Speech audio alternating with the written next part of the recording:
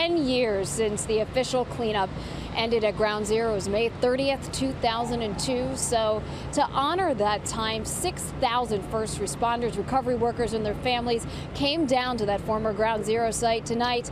It was a way for people here to give their thanks. A choir sang, an American flag was marched past as mayors and a past governor shook thousands of hands.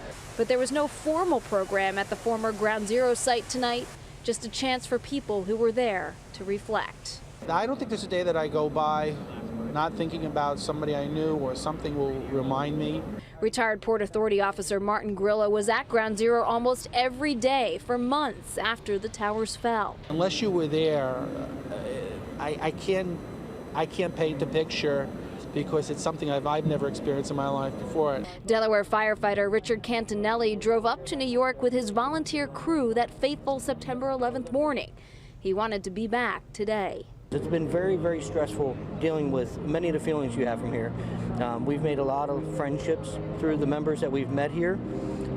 So coming up here gives a little bit of closure. First responders, recovery workers, and their families walked by signs and clapping to get into the memorial tonight. Arlene Gonzalez wanted her daughter to be there to thank everyone in person. It's a huge sacrifice that they did. For Rosemary Kane, today was bittersweet. No matter how much training you may have had, nothing could prepare anybody for September 11th. She carried a picture of her fallen firefighter son, but said she came out tonight for the workers. Well, there's been a lot of heartache because of the men that have gotten sick, the men and women that have gotten cancers and illnesses and have died. Inside, a chance to see old friends, give thanks for selfless acts, and remember that not all of the recovery workers and first responders could be there tonight. Every morning when I look at the mirror, I look at that and I remember that.